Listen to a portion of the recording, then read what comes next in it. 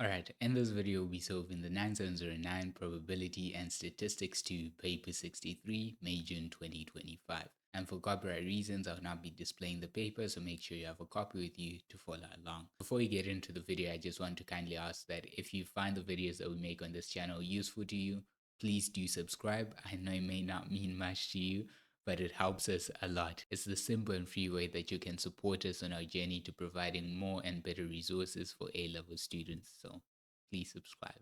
Thank you. Question number 1. At a certain shop, customers arrive independently and randomly at a constant average rate of 23.4 per hour. Okay, so we've got 23.4 per hour. This is the constant average rate. And then in part A, it says find the probability that in a randomly chosen 1 minute period, at least 2 customers arrive. Okay, so let's define a random variable y. Let's define the random variable y to be the number of customers that arrive in a, here we're interested in a 1 minute period, in a 1 minute period. So y is going to follow a Poisson distribution, and we need to calculate lambda. So we're given that per hour 23.4 customers arrive. So what about in 1 minute? So that's a 60th of the customers we get per hour. So 1 over 60 times 23.4, this gives us our lambda. We simplify this, 1 over 60 times 23.4, that is 0.39. 0.39. And we want the probability that y at least 2 customers arrive, so greater or equal to 2. And we can rewrite this as 1 minus the probability that y is less than 2. So this means this is 1 minus the probability that y is either 0 or 1. And so that's 1 minus e to the negative lambda, lambda being 0.39. And then we want when y is 0, that's just 1. When y is 1, that's just lambda. And so if we punch this into the calculator, this is 1 minus e to the negative 0.39 times 1 plus 0.39. And that gives us 0.0589. And that is the final answer. Now, in part B, we are told that the random variable x denotes the number of customers that arrive per hour. Number of customers who arrive in a randomly chosen hour. Okay, or rather, let's say in a 1 hour period. In a 1 hour period.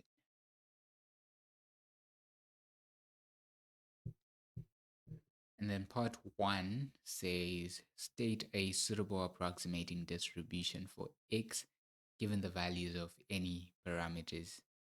Okay, so we know that originally x is going to follow a Poisson distribution, and the constant average rate of customers per hour is 23.4 as given by the stem of the question. In this case, the approximating distribution that we're going to use will be the one that has the conditions that lambda has to be greater than 15, because clearly here our lambda is big. Lambda is 23.4, which is greater than 15. So the approximating distribution is going to be a normal distribution. Okay. And so that means x follows a normal distribution. And remember, the parameters for a normal distribution are mean and variance. So in the context of a Poisson distribution, mean is lambda and variance is lambda. So that means x follows a normal distribution with mean being 23.4 and variance being 23.4 as well. And so the distributions, the normal distribution, and these are the parameters. So that will be our answer there. Part 2, use your approximating distribution to find the probability that x is between 20 and 30. Okay. So notice that we are coming from the Poisson distribution, which is discrete, and we are going to the normal distribution, which is continuous. So we need to apply continuity correction. All right. So I will start with the 20. We're saying x has to be greater than 20. I know that under discrete conditions, 20 represents exactly 20.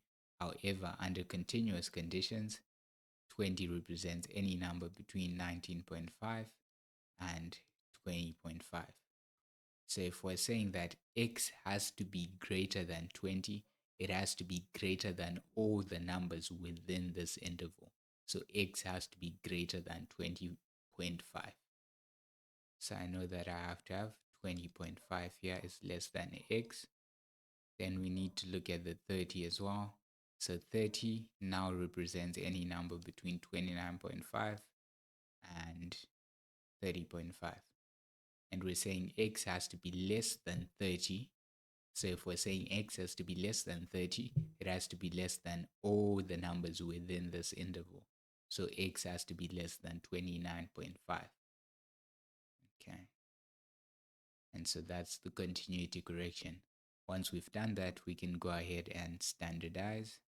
So this becomes 20.5 minus our mean, which is the 23.4, over our standard deviation, which is the square root of our variance. So square root of 23.4. This is now big Z. It's less than 29.5 minus the mean over the square root of the variance. And so let's punch this into the calculator. This is 20.5 minus 23.4 over the square root of 23.4. And so that's negative 0.5. That's 5, 9. Okay, so that just ends up being 60. If we want to put this to 3 decimal places. And then we've got 29.5. This becomes 1.261. And for this case, this is always phi of this number plus phi of the other number minus 1. Okay. Then we need to go to the tables and read off our values. So this becomes 0.8964 plus 0.7257 minus 1. Punch this into the calculator. That's 0.8964 plus 0.7257 minus 1. This gives us 0.622 to 3 significant figures, and that is the final answer. Question number 2. The lengths of pencils made at a factory are normally distributed.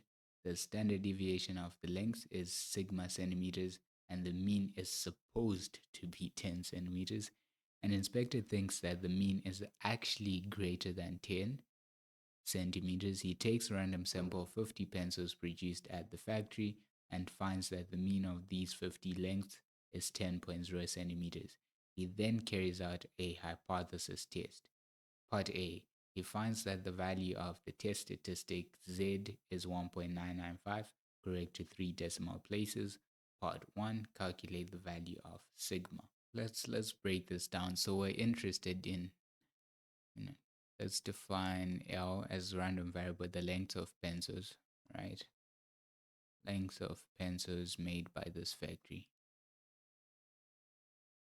And we're going to have some H naught, and the H naught is that There's the line that reads the mean is supposed to be 10 centimeters. So mu is equal to 10 centimeters. That would be H naught. Then H1 is the inspector thinks that the mean is actually greater than 10 centimeters.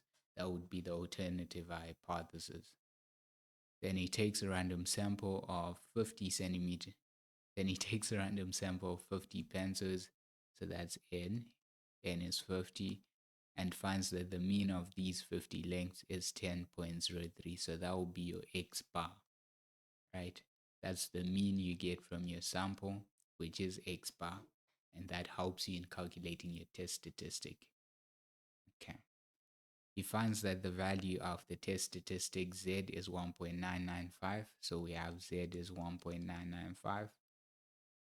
Part 1, or A part 1, find the value of sigma. So we know that to calculate that test statistic, the formula we use is Z is equal to X bar minus mu over sigma over root n. So notice that we have X bar, we have mu, we have n, we have Z. So we can just substitute it into the formula for the test statistic to help us solve for sigma. So this means that Z is the 1.995 is equal to X bar, that's the mean we got from our sample, minus mu, that's H naught, the mean on H naught, over sigma, we don't know, divided by the square root of n being 50. So now we need to simplify this. So this is 1.995 is equal to, on the numerator, we end up with 0.03 over sigma over root 50. So I can swap these two, right, to say that sigma over root 50 is equal to 0.03 over the 1.995, and then just multiply both sides by root 50. So sigma is 0.03 over 1.995 multiplied by the root 50. So sigma has to be equal to, this is 0.03 over 1.995 multiplied by the square root of 50, and this gives us 0.106, correct to 3 significant figures. Now, part 2 says carry out the hypothesis test at the 2.5% significance level. So the first thing always when you're carrying out a test is your hypothesis.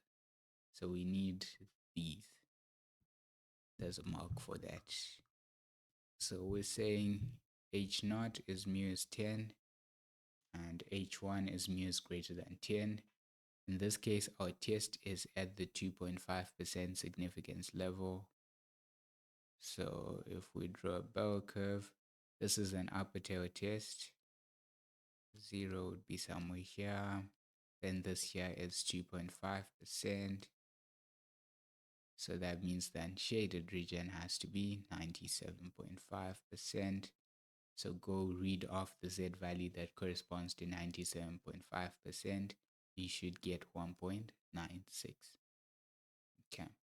So we're saying we're going to reject H naught if the Z calculated, or the test statistic, is greater than 1.96. So we already know what the calculated Z value is. It's the 1.995 that they gave us. So 1.995, where would this be? It's clearly greater than 1.96. It probably would be somewhere in here, right? You'd have your 1.995. So it's clearly in the rejection region. So we would say reject H naught, and then we have to conclude in context.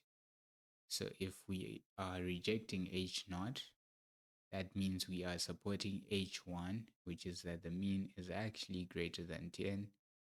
which was the inspector's suspicion. So we can say that there is enough evidence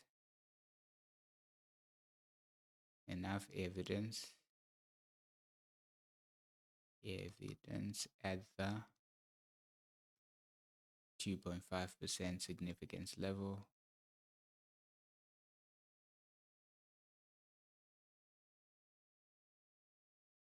to suggest that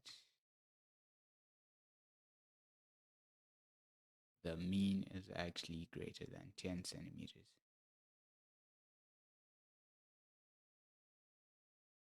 Greater than 10 centimeters. And that will be our final answer there.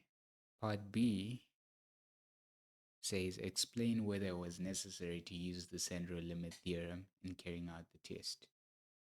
So if we go back to the very top in the stem of the question, the very first line of this question, it states that the lengths of pencils made at a factory are normally distributed. Okay, so if the population follows a normal distribution, then the sample mean, which this calculation here is based on the distribution of the sample mean. So if the population X is already normally distributed, then the sample mean itself is also normally distributed. We don't need to use the central limit theorem. Okay. So we can say no because the population is normally distributed. So no because the population is normally distributed.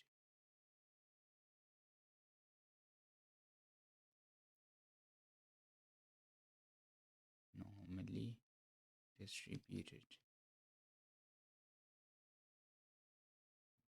Question number 3. A machine dispenses coffee into cups.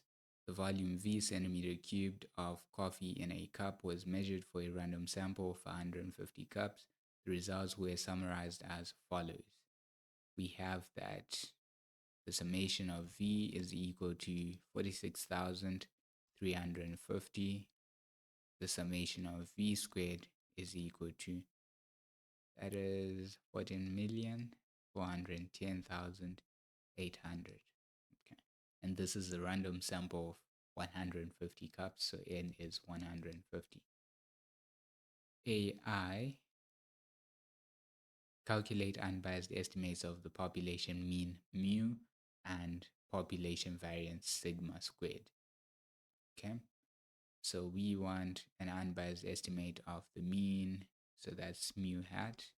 And to calculate that, that's the summation of V over N, which is 46,350 over N being 150. So that's 309. So our unbiased estimate for the population mean is 309. Then we need 1 for our variance. So if you go to the MF19, you find the formula 1 over N minus 1 times the summation of X squared minus the summation of X all squared over N. And this is the formula we want to use. So in our case, this is 1 over N minus 1. N is 150. So N minus 1 is 149. Summation of X squared, so summation of V squared, which is 14,410,800 minus the summation of X, so summation of V, that's 46,350, and this is squared, and this is all over N being 150. All right, so S squared is equal to, that gives us 594.966 and so on. So we can conclude that our unbiased estimate for the population mean mu hat is 309, and our unbiased estimate for the population variance to 3 significant figures is 595. Now part 2 says calculate a 95% confidence interval for mu. Okay. So the formula for this is not provided in the MF19, but it's x bar plus or minus z. In this case, it's going to be the square root of s squared over n. If you had sigma squared, you would use sigma squared. In this case, we don't have sigma squared, we have s squared, right? And this only works because our population is large. Our sample size n is 150, which is greater than 30. Our x bar is the same as the mu hat. These are the same thing, okay? So we can just substitute into this formula, but actually we need to first determine what z is. So let's draw our bell curve. It's centered at 0 and we want 95. So the area in the middle here would be 95% and then 2.5 on either side. Okay, so the z value here would be the z value that corresponds to an area of 97.5%. And we did find that z value earlier, which is 1.96. So we know that our z is 1.96, so we have everything we need. Our x bar is the unbiased estimate of the mean, which is the 309, plus or minus z, which is the 1.96, times the square root of s squared. I'm going to use a more accurate value for s squared. So the calculator value is 594.966443. I'm doing this because I don't want to make any rounding mistakes. And then divided by n. N we know is 150. Okay, so that's divided by 150. So let's punch this into the calculator. This is 309. Start with the lower limit. So minus 1.96 times the square root of 594.966443 over 150. And this is 305 to three significant figures. And the positive 1 becomes 313 to three significant figures. And that would be our confidence interval. Another random sample of n cups is taken where n is between 100 and 120. A 95% confidence interval for mu is calculated using the sample.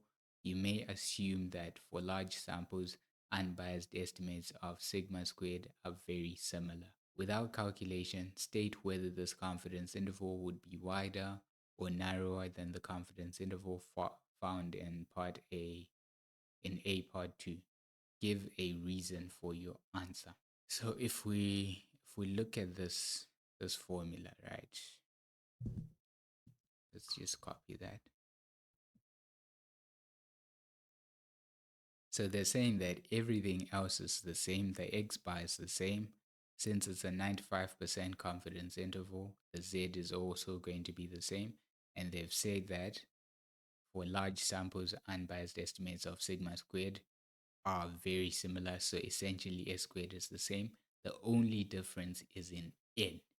In the previous calculation, we were using n as being 150, but now our n is between 100 and 120, which is smaller than that 150. So I want you to notice that the n here is smaller, so you're dividing by a smaller number, which makes this s squared over n bigger, which makes this square root bigger, which makes this whole part bigger.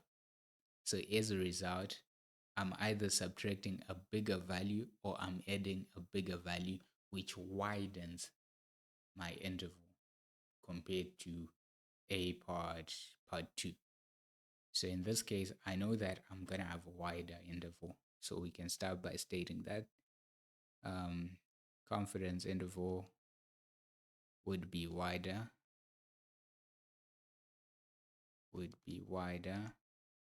than the one in part A, right? And the reason is because, or you could get very numerical and say that our root s squared over n here, and say that this part is always greater than the square root of the s squared over the 150, right? Which means that this part here is always bigger, so we're either subtracting by a bigger number or adding by a bigger number. Or you can just say that the standard error becomes bigger.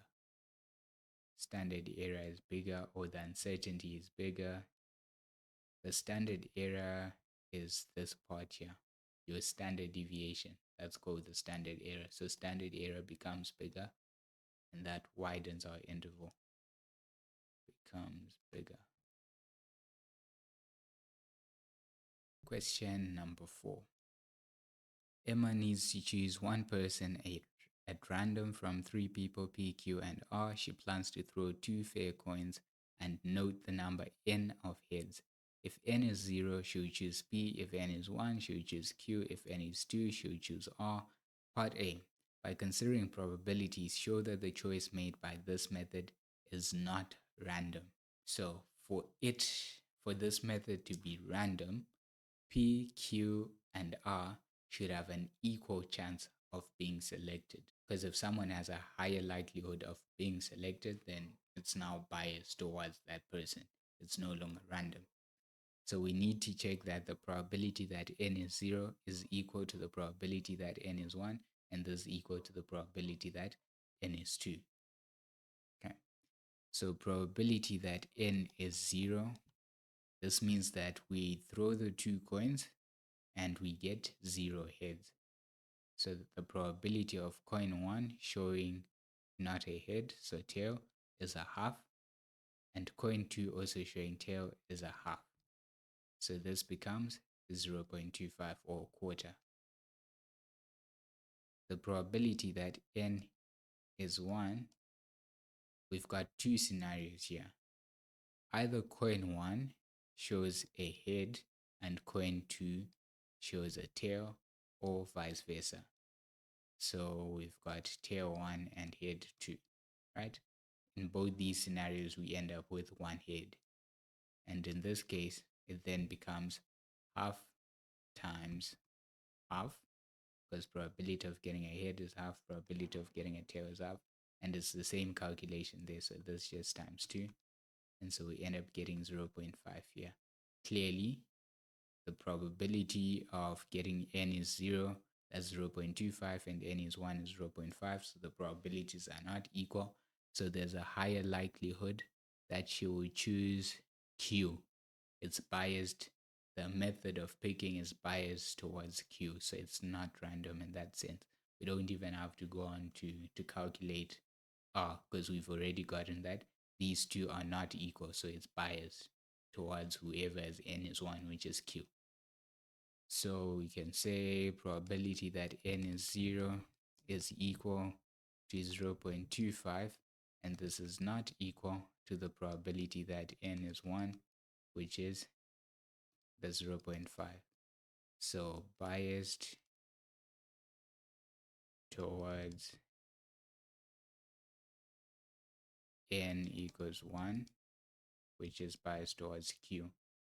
Later, Emma has to choose 2 people at random from 3 people. B. Describe how Emma could use a single throw of a fair 6-sided dice to make this random choice.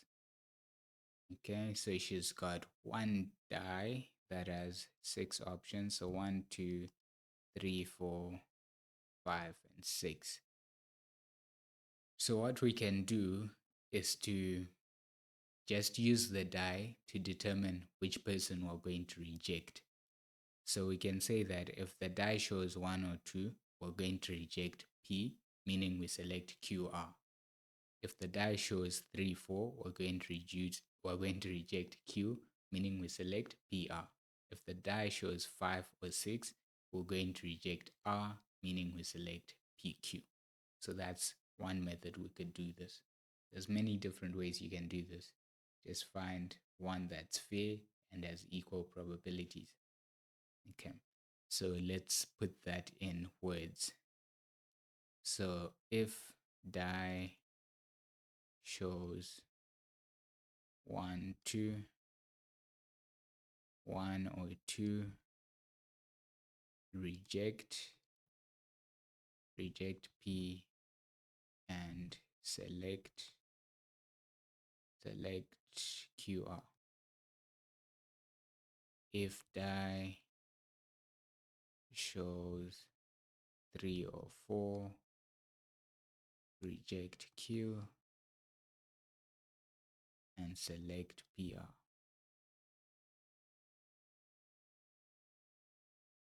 And finally, if die shows 5 or 6, reject R and select PQ. Right, and that will be our final answer. Number 5. In Iberia, the masses in kilograms of men have a normal distribution with mean 70.3 and variance is 5.9 squared. A certain footbridge in Iberia can take a maximum safe load of 1,500 kgs. When n men stand on the bridge, the probability that the bridge is unsafe is less than 0.01. Stating a necessary assumption, find the maximum value of n. So the assumption that we need to make is that the n men are a random sample,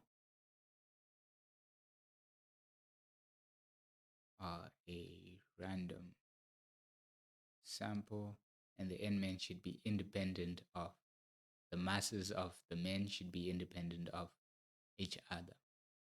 Okay. So these n men, these are independent observations of the same random variable. So the mass of each man probably makes more sense for me to use m here, because we're talking about mass. So the mass of each man follows this distribution. So what I'm looking at is that I'm saying the mass of man 1 plus the mass of man 2 plus the mass of man 3 all the way up to the mass of man n, right? Or small letter n. These are all the men that we have that are standing on the bridge. I'm just going to write this as T is equal to. So it's the sum of all the masses of the men that we have. And so this T that we have, we can find its mean, the expectation of T, because we know that this is a sum. It's going to be, well, essentially it is the expectation of M1, which is going to be M, which is going to be the expectation of M, since M1 comes from M, plus the expectation of M2, which is going to be again M, because M2 comes from M, from the M distribution, and M3 as well, all the way up to N, right? Such that this just ends up being N times the expectation of M. Since all these observations are from this random variable M, their mean is just really N times the expectation of M. Okay, and so we can say that the expectation of T is N times the 70.3. And similar idea for the variance. So for the variance of T,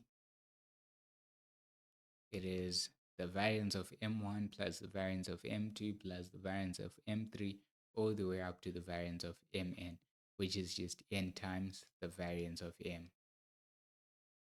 And so we have that the variance of T becomes N times the variance of M, which is 5.9 squared. So I've got 5.9 squared N. We know that since M follows a normal distribution, this sum is coming from this M distribution, so it also has to follow a normal distribution. So T will also follow a normal distribution, and its mean is the 70.3 N, and its variance is the 5.9 squared N. And so we can now use this to say that we are told that when N men stand on the bridge, so that's T, the probability that the bridge is unsafe.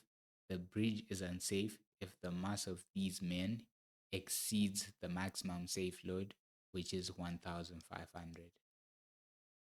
And so this probability we're told is less than 0.01. Okay, so now we can standardize. So Z greater than 1,500 minus 70.3 N over, it's going to be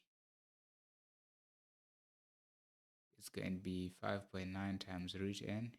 It's the square root of our variance, so the square root of 5.9 squared n, which we can write as the square root of 5.9 squared times the square root of n, which is just 5.9 root n. Okay, so this is 5.9 root n, and this is still less than 0.01. Now, I'm just going to say let z equal 1,500 minus 70.3 n over 5.9 root n. So that means what we're looking at is this. Okay. So if we sketch a bell curve for this situation that we're looking at, I have my mean being 0 here, and we're told that the area to the right of z is less than 0.01. The area to the right of z is less than 0.01. So z is probably somewhere here, such that at most this area is 0.01, right? And so we need to find the z value that corresponds to that. And so this unshaded area has to be 0.99, since the total area under the curve is 1. So if we want the z value there, that is going to be arc phi of the 0.99, which is saying we're reading our tables in reverse. And if you do that, you get 2.326. This is our z value. So z is equal to 2.326. That's that value there. So for the area to the right of z to be less than 0.01, z has to be, at the very least, z has to be 2.326. So in other words, I'm saying that z has to be greater than 2.326. Because now if I shift z to the left, right, let's say z is somewhere there where I've highlighted, the shaded area now is bigger than 0.01. But here we're told that it has to be less than 0.01. So z can only increase, because if I take a z that's here, the area is now smaller than 0.01, which satisfies this inequality. So we want z to be greater than 2.326 to continue to satisfy that inequality we're given there. So remember earlier we defined z to be this, right? So that means I can say that 1,500 minus 70.3 n over 5.9 root n has to be greater than 2.326. All right. And now let's multiply both sides by 5.9 root n. So 1,500 minus 70.3 n is greater than 2.326 times 5.9 root n. 2.326 times 5.9. This is 13.7234 root n. And let's put everything on one side. I'm going to move these two to that side, and so our sign will end up flipping. Got 70.3 n ma plus 13.7234 root n. I'm going to write root n as n to the half. And then the 1500 has to become negative, and our sign has to flip because we've essentially multiplied through by -1, so it has to be less than 0. Okay. And I hope that you can see that this is an ugly hidden quadratic, because n can be written as n to the half squared, right? Because 2 times half is just 1. So that means what we're looking at here is 70.3 n to the half squared plus 13.7234 n to the half minus 1500 is less than 0. Well, now I'm going to drop the less than sign because I want us to find the roots of the quadratic first, and then we'll bring back the inequality sign. So now we can create a substitution to make this easier to read. So let u equal, did we use u anywhere in here? U feels wrong to use. I'm gonna use let, that's a weird letter, w. Let w equal n to the half. So 70.3 w squared, because wherever there's n to the half, we're now going to put w. So plus 13.7234 w minus 1500 is equal to 0.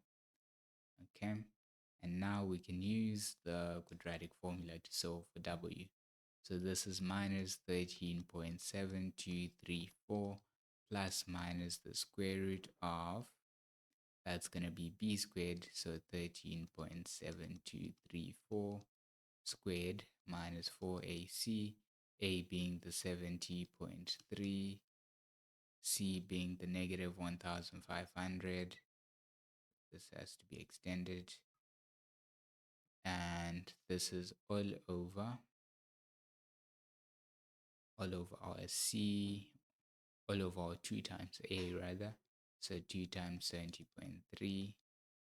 And so punch this into the calculator.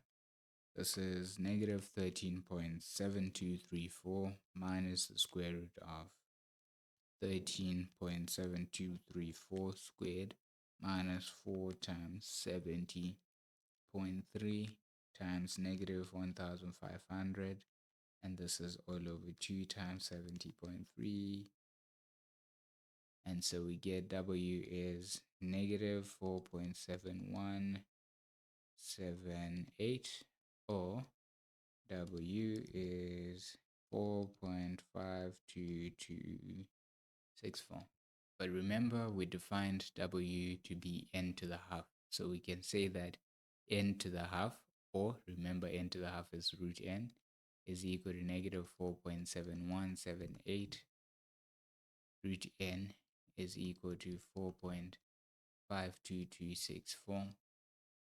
So for the first one, notice that we're saying if we take the square root of a number, it gives us negative 4.7178, which is not possible, right? So we're not going to get any real solutions in here.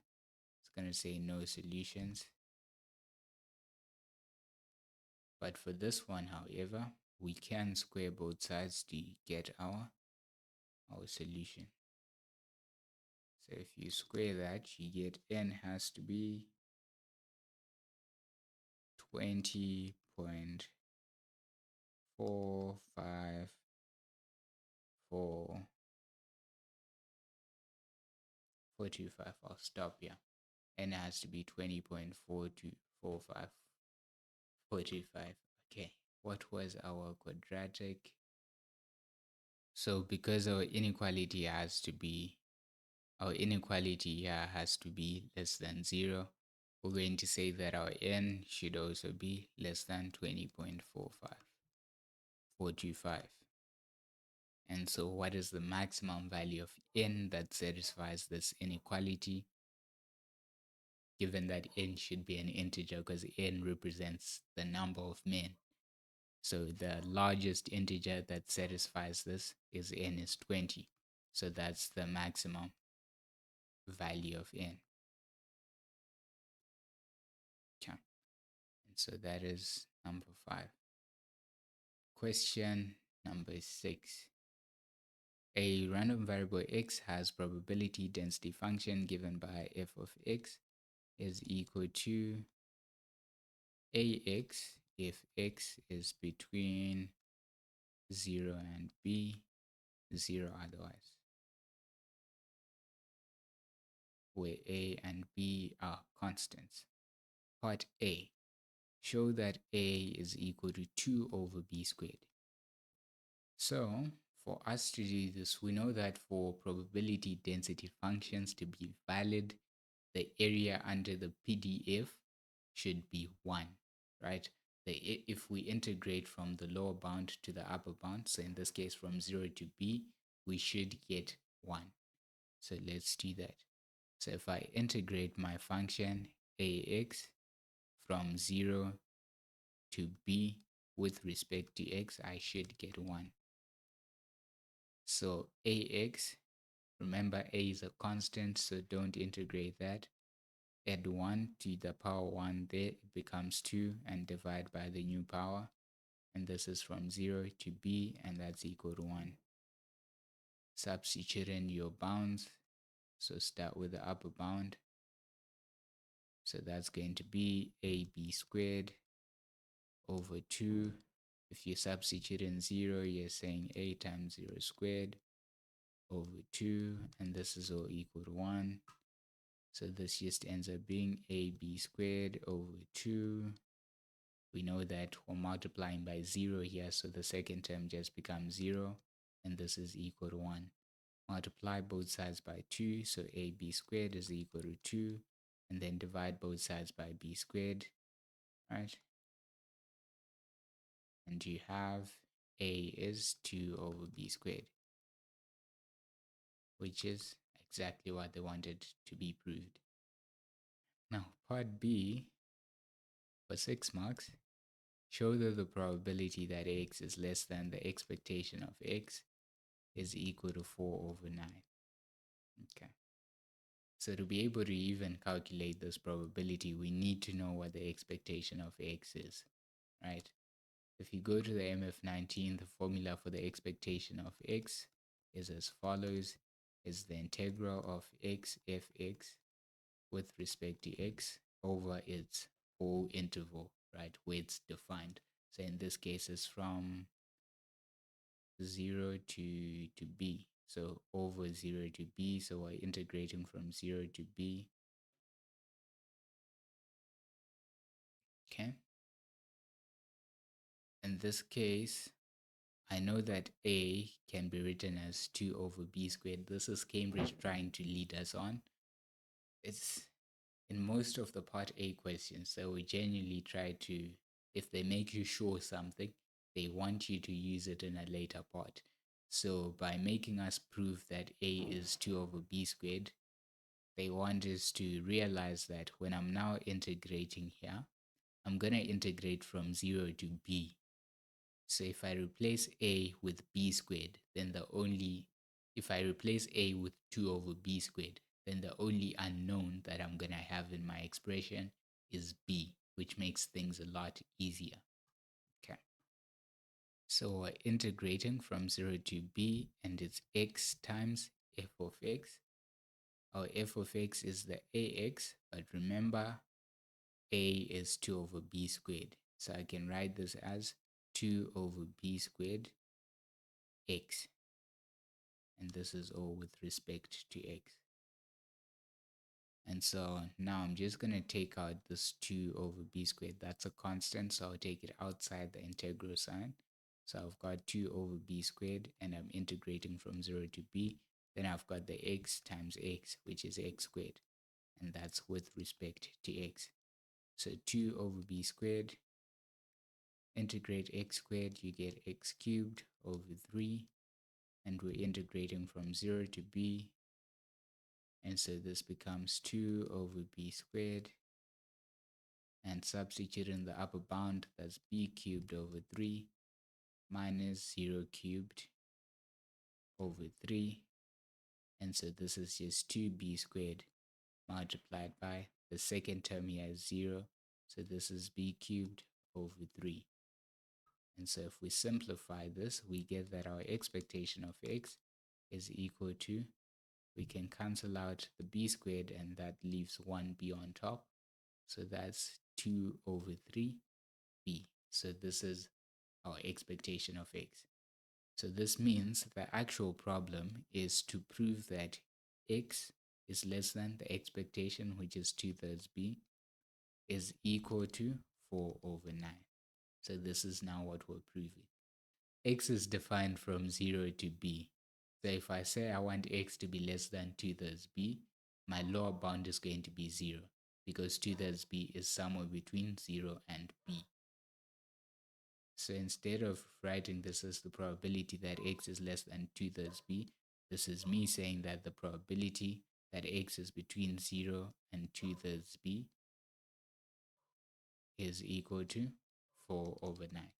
So let's actually find the probability that x is between 0 and 2/3 b. So that's integrating from 0 to 2/3 b, and we're integrating just our function f of x, which we know is the 2 over b squared x. I'll put the 2 over b squared outside, and we're integrating x with respect to x. So this is 2 over b squared. And if you integrate x, you get x squared over 2. And so we're integrating from that 0 to 2/3 b. Okay, so let's substitute in our limits. So start with the upper limit, which is the 2/3 b. So that's 2 over 3b squared over 2 minus, now do the lower limit, which is the 0. So minus 0 squared over 2. So let's simplify this. Be careful with how you simplify this bracket over there. So square the 2, you're going to get a 4. Square the 3, you're going to get a 9. Square the b, you're going to get a b squared. And this is all over 2. Minus, that's just 0 there. So let's simplify this again. 2b squared. And then here I have 4 over 9 being divided by 2. So that's just 4 over 9 times 2, which is 4 over 18 b squared. Okay. And so now hopefully you can see that b squared and b squared will cancel out. And so what you end up with is 2 times 4 over 18. And so that becomes 8 over 18, which in lowest terms is 4 over 9. And so therefore the probability that x is less than expectation of x is equal to 4 over 9. That's the proof. Just didn't realize that it was getting dark outside. It got so dark so quickly. Had to turn on the light. By the way, if you like the way that I break down questions and you're struggling with A-level maths, or you just want to make sure that you get the exact grade that you need to get into your dream university, then you can sign up for tutoring using the first link in the description. Click that link. It will take you to a page where you can book a free discovery call with me, and then we can discuss how best I can assist you. Question number 7. In the past, 1/4 of job applicants at a certain firm had first-class degrees. A change is made in the job description, and a director of the firm believes that, on average, the proportion of job applicants with first-class degrees has decreased. In the month following the change, there were 35 job applicants, and all of these had first-class degrees. The firm carried out a hypothesis test at the 4% significance level to test the director's belief. Part A. Use a binomial distribution to find the largest value of R that will provide sufficient evidence that the director's belief is correct. This is just a fancy way of saying find the rejection region, because that's literally what we're doing. So just so that we have a sense of direction, I'm going to write down our now and alternative hypothesis, but you don't actually need these since we're not actually carrying out a test. Okay, So in our case, H naught would be to say that the proportion of first class degrees is still the same. So the proportion in the first line, we're told that in the past 1/4 of job applicants had first class degrees, right? So that would be H naught.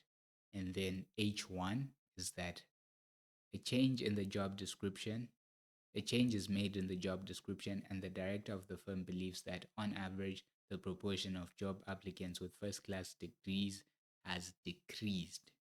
So the proportion of applicants with first class degrees is now less than a quarter, right? That would be the alternative hypothesis we're testing. So assuming H naught is true,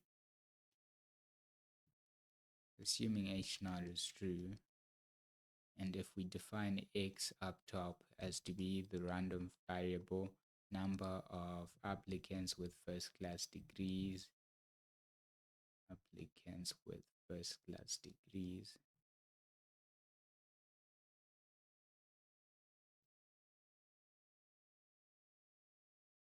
we can say that X follows a binomial distribution. N, there were 35 job applicants, so N is 35. And we're assuming H naught is true, so we're using P as a quarter, which I'll write as 0.25. Okay. And so what would our rejection rule be for this test? It would be reject H naught if the probability that X is less than or equal to whatever our testing value is, if this is less than the significance level. So significance level is 0.04, it's 4%, right? And we choose less than because of our H1, and or equal to because we want to include whatever value it is that we're testing. Okay. So our job here is to actually find what the C value is. In fact, I should probably write this as R to match the context. So this is just a different way of saying find the rejection region, find the critical region, right? Because if we find the critical region, the largest value of R is the largest value for which we will reject H naught. And if we're rejecting H naught, it means we're supporting the claim that says that the proportion of first class degrees has decreased, which is supporting the director's belief. So they're just trying to ask you in a different way to find the rejection region. And so to do that, to find rejection region for binomial distribution, try and error. So I'm going to start off with, let's try X is less than or equal to 3. Right, the probability that X is less than or equal to 3. This is going to be, oh, this is long. This is 0.25. So that's 0, 1, 2, and 3. So 0.25 to the power of 35 for X is 0 plus 35. Choose 1 times 0.25 to the 1 times 0.75 to the 34 plus 35. Choose 2 times 0.25 to the 2 times 0.75 to the 33 plus 35. Choose 3 times 0.25 to the 3 times 0.75 to the 32. Okay. So if you punch this into the calculator, this is 0.0133, let's do 136. So this is clearly 0 less than 0.04. So this is within our rejection region. But remember, we're looking for the largest value of R that allows us to reject H naught. So the largest value of R for which this probability is less than 0.04. So let's go up a level. Let's try X is less than or equal to 4. So for that, I can just do my X is less than or equal to 3 plus the probability that X is 4 this would be, maybe let me write this out. This is the probability that x is less than or equal to 4. And so that's just the 0.0135689. I'm using more decimal places for better accuracy. And then x is 4 would be 35 choose 4 times 0.25 to the 4 times 0.75 to the, this is 31. Okay, so let's punch that into the calculator. And so this actually gives us the probability that x is less than or equal to 4 is 0.0409. If we round this off, this is 10. So x is less than or equal to 3 was clearly less than 0.04, not greater than, it was less than. It was clearly less than 0.04, so it's within the rejection region. X is less than or equal to 4 is now bigger than 0.04. So that means we're now outside the rejection region. So if we're to visualize this, what we're looking at is, let's say this is 0, 1, 2, 3, 4. And we had x is less than or equal to 4 would be there. So maybe let me add another one. Let's do 5. And so x is less than or equal to 4 is just over. So what that would mean is maybe somewhere here is where the cutoff point for the 4%, the 4% significance level would be the 4% for our rejection region, right? So x is less than or equal to 4 would be this whole area to the left, and that's the 0.0410, which is greater than that. Remember, our distribution is discrete, so we're looking for the first whole number that gives us a probability less than 4%. So that will be when x is less than or equal to 3. Okay, so in this case, our rejection region would be, it would now read reject h naught if the probability, or reject h naught, we now know that our critical value would be when x is less than or equal to 3. So the r that they're implying, the largest value of r for which we reject h naught is the 3. So we can conclude that therefore r is 3. Okay. And now we're told that in another month, the director carries out a similar test at the 4% significance level using the 35 job applicants from that month. Part B, explain the meaning of a type 1 error in this context and state the probability of a type 1 error. So a type 1 error is when you reject H naught when H naught is true. So a type 1 error is when you reject H naught when H naught is true. So in this context, if we are to reject H naught, it means we are in favor of H1. It means we would conclude that actually the proportion of first class degrees has decreased, but this would be a wrong conclusion because H naught is actually true. So in context, we can say that this is wrongly concluding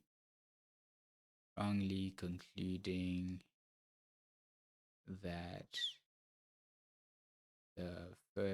the proportion of first class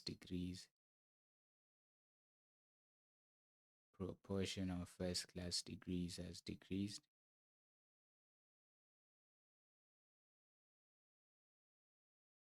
decreased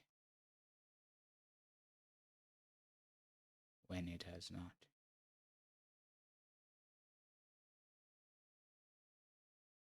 Okay. And the probability of a type 1 error is the probability of being in the rejection region. So probability of that is the probability that x is less than or equal to 3, which we evaluated to be 0.0136. And so that's our final answer there. Then part C says, given that the proportion of job applicants with first class degrees this year is actually 0.05, find the probability of a type 2 error. So type 2 error is when you do not reject H naught, when H naught is actually false. So you were supposed to reject H naught, but you didn't. So in this case, when are we not going to reject H naught? We said we will reject H naught if x is less than or equal to 3. So we don't reject H naught if x is greater than 3. And given that H naught is false, so if H naught is false, what is the correct H naught? We're told that its P is 0.05. Okay, so that means actually what we're working with is a binomial distribution with a sample size of 35, right? Because the same 35 applicants. And now our probability is, instead of the 1 over 4 or 0.25, it's actually 0.05. So now we want the probability that x is greater than 3 using this binomial distribution. So this is 1 minus the probability that x is less than or equal to 3. So that's 1 minus the probability that x is 0, 1, 2, or 3. And so 1 minus, that's going to be, for 0, it's just 0.95. So q to the n, 0.95 to the 35. Plus, for 1, 35 choose 1 times 0.05 to the 1 times 0.95 to the 34. Plus, for 2 is 35 choose 2 times 0.05 to the 2 times 0.95 to the 33. Plus 35 choose 3 times 0.05 to the 3 times 0.95 to the 32. And we punch this into the calculator and it's going to give us our probability of a type 2 error. And all of this gives us 0.0958, and that is the probability of a type 2 error. All right, that's also the final question in this paper. I hope you found this breakdown useful. If you did, please make sure to share this video with anyone else who you think might benefit from this. And like the video, subscribe, and I'll see you next time. Goodbye. So that means if we integrate, remember this is the same as if we say less than 2/3 b, because x is defined. I have literally said nothing in the past sentence.